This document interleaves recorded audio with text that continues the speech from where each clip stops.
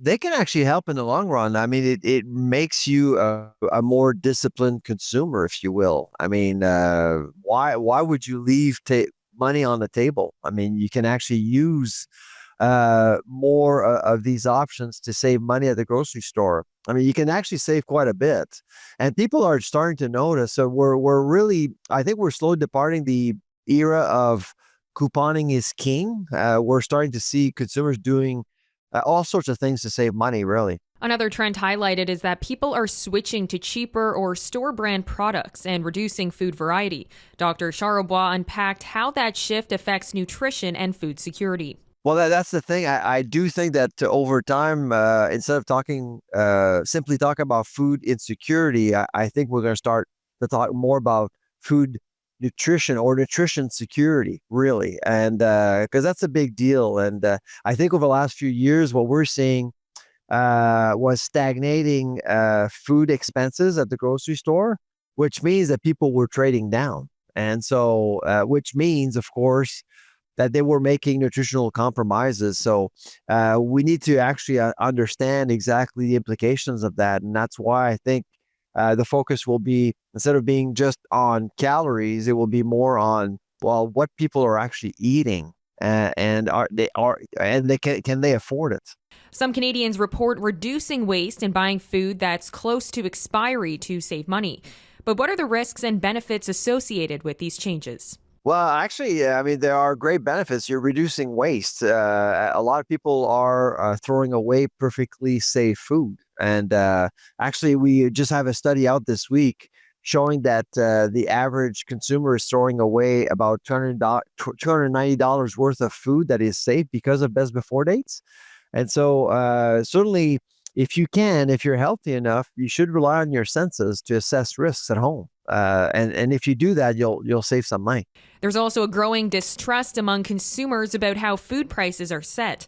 I asked Dr. Charlebois for his perspective on if there is a lack of transparency in the food supply chain. I would say so. Absolutely. In fact, that's why mostly people will blame grocers because there is no transparency. That's why. So you want people to understand. No, Manitoba has decided to look into food prices, looking at the entire supply chain, which is great. You want that.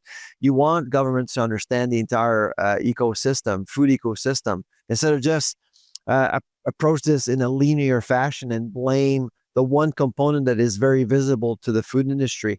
When you look at gross margins for grocers, they haven't moved in a few years, and if gross margins go up, that's a sign that there's profiteering going on, but that's not the case at all. So food prices are going up, and yes, there's a certain part of the food inflation that we can explain, but there is a part we can't explain, especially at the meat counter. And certainly, I would want to know more about what's going on with both beef and chicken prices. With grocery inflation significantly outpacing overall inflation, we discussed what role the government should play in intervening or supporting consumers. Well, I mean, you can look into supply chains and see exactly what's going on there for specific verticals. And again, I think meat should be a priority right now. So food inflation right now is at 3.4%. If you take out meat, you're down below 2%, which is where you want to be. And so obviously something is up there. And I'd consider taxes. I mean, people don't know this, but we do tax a lot of food, both at the grocery store and at the restaurant. And if governments can actually uh, make a quick change to help consumers very, very quickly, it would be to eliminate all taxes retail on food. We saw that with the GST holiday earlier this year. Food inflation went below zero for 1 month in January. So we can see that it makes a big difference.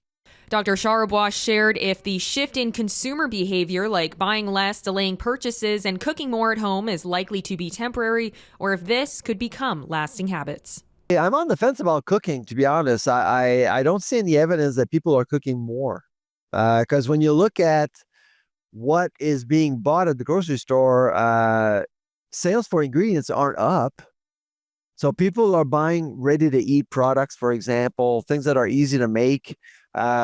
So I don't know if people are cooking more because of higher food prices. They're looking for convenience too, and that will always remain.